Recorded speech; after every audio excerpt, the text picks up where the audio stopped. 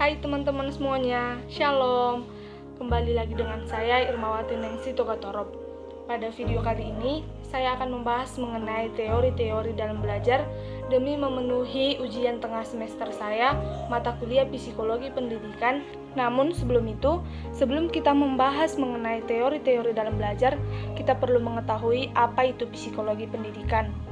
Psikologi pendidikan itu adalah cabang ilmu psikologi yang mempelajari tentang karakteristik individu di dalam perkembangannya, yang tujuannya itu untuk mengembangkan pengetahuan dan juga metode untuk mempelajari proses belajar mengajar.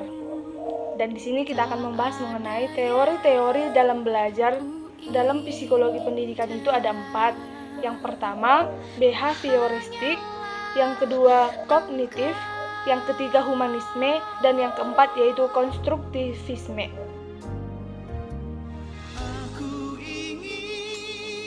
Satu, teori behavioristik. Teori ini yaitu teori yang memiliki fokus pada hasil yang bisa diukur dan dilihat. 2. Teori kognitif memiliki paham bahwa proses belajar dilakukan secara lengkap. Teori yang ketiga yaitu teori humanistik. Teori ini bermakna memanusiakan manusia. Dalam teori ini, guru memiliki peran sebagai fasilitator yang memberikan motivasi serta kesadaran serta makna kehidupan pada murid. Keempat, yaitu teori konstruktivisme. Teori ini sebagai teori psikologi pendidikan mengenai filsafat belajar.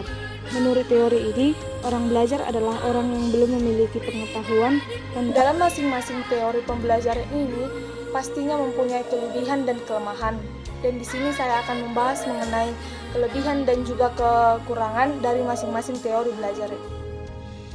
Kelebihan teori behavioristik yaitu A.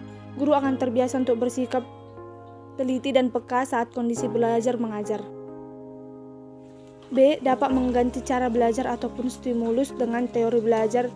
Ini sangat cocok untuk mendapatkan kemampuan yang mengandung unsur-unsur kecepatan, spontanitas, dan daya tahan. C. Guru diharuskan untuk menyusun bahan pembelajaran dalam bentuk yang sudah siap. Tempat dan dalam proses belajar mengajar murid hanya bisa mendengar dan menghafal yang didengarkan. B. Kekurangan teori belajar behavioristik. 1. Tidak semua pembelajaran dapat memakai teori belajar behavioristik ini.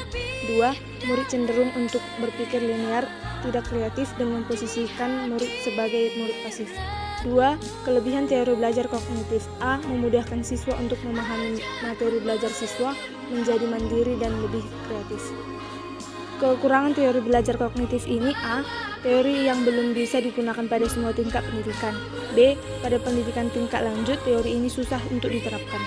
3. Kelebihan teori belajar konstruktivisme. Satu hal dalam proses belajar mengajar, guru dapat mengajarkan para murid untuk mengeluarkan ide-ide atau gagasan dan mengatasi agar bisa mengambil keputusan. 2. Semua murid bisa mengingat pembelajaran yang sudah diajarkan karena mengikuti proses belajar mengajar secara langsung dan aktif. 3. Ketika proses belajar mengajar, murid akan lebih mudah beradaptasi dengan lingkungannya dan mendapatkan pengetahuan baru, misalnya berinteraksi dengan teman-temannya dan gurunya yang baru. Kelemahan teori ini yaitu peran guru sebagai pendidik menjadi lebih pasif karena guru sebagai fasilitator saja, dan ini menyebabkan timbulnya persepsi yang berbeda antar siswa. Selanjutnya, kelebihan teori belajar humanistik. Satu tingkat keberhasilan atau indikator penilaian dari teori belajar ini yaitu murid merasa senang dalam belajar dan terjadi perubahan terhadap tingkah laku dan pola pikirnya.